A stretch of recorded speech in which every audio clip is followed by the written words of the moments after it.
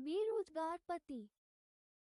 एक छोटा सा गांव था जहां लोग एक दूसरे के दुख सुख जानकर भी चुपचाप अपनी जिंदगी बिताते थे। उसी गांव में अर्जुन अपनी पत्नी मीरा के साथ रहता था। कभी एक समय में क्लर्क था, पर अचानक कंपनी बंद हुई और अर्जुन बेरोजगार हो गया।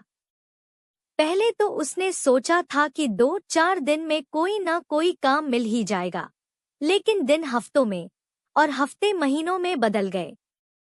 हर सुबह अर्जुन जल्दी उठता, अपना पुराना सा बैग उठाता और नौकरी की तलाश में बाहर निकल जाता।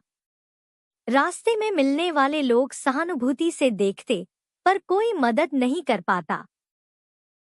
शाम होते होते उसके कदम भारी हो जाते, चेहरे पर थकान और आंखों में बेचैनी उतर आती। मीरा उसके लौटने की आहट सुनते ही दरवाजे पर आ जाती और अर्जुन हमेशा एक बनावटी मुस्कान के साथ कहता, आज 2 जगह बात हुई है।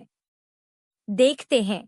मीरा जानती थी कि वह झूठ बोल रहा है, लेकिन वह भी मुस्करा देती, जैसे उस मुस्कान से उनकी पूरी दुनिया संभल जाएगी। घर का खर्च धीरे धीरे बढ़ता गया। बचत का आखिरी नोट मीरा ने चुपचाप अपने संदूक के कोने में छिपा रखा था। उसने अर्जुन से कभी कुछ नहीं कहा, क्योंकि वह जानती थी कि अर्जुन का दिल पहले ही बोझ से भरा है।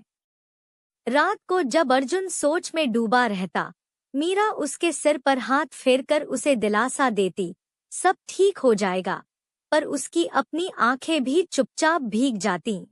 एक दिन अर्जुन इंटरव्यू देकर लौटा। इस बार वह कुछ बोल नहीं पाया, बस चारपाई पर बैठ गया और खिड़की के बाहर देखने लगा। मीरा ने धीरे से पूछा, क्या हुआ? अर्जुन की आवाज कांप गई। उन्होंने कहा कि मेरी उम्र ज्यादा हो गई है, नई कंपनी को नए लोग चाहिए। ये कहते कहते उसका गला भर आया। मीरा ने उसके हाथ पकड़ लिए। उम्र नहीं अर्जुन, समय बदलता है और हम भी बदलेंगे। तुम अकेले नहीं हो, मैं तुम्हारे साथ हूँ। अर्जुन ने पहली बार मीरा के सामने रोना नहीं रोका। उसके आंसू मीरा की हथेलियों पर गिरते रहे और मीरा उन्हें चुपचाप थामती रही। उस रात दोनों बहुत देर तक एक दूसरे का हाथ पकड़े बैठे रहे।